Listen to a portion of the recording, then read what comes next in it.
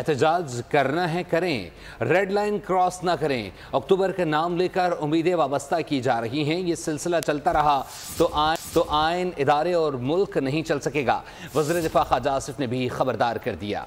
कहा कि वज़ीर आला केपी और दीगर ने जलसे में गलत जुबान इस्तेमाल ना की होती तो ये वाक़या ना होता। जब आप रियासत और जमहूरियत को चैलेंज करेंगे तो ऐसा तो होगा। PTI अरकान के प्रोडक्शन ऑर्डर जारी करने हैं तो करें, हम जैसे को तैसे के हामी नहीं है।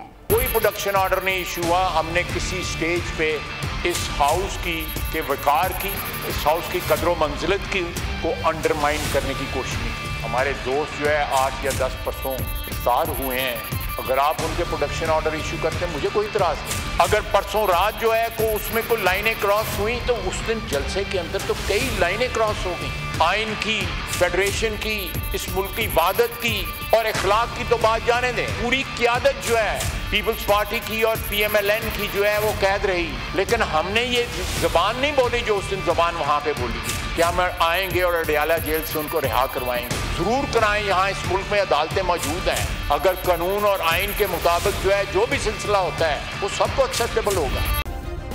सब्सक्राइब करें और बेल दबाएं ताकि कोई खबर रह न जाए।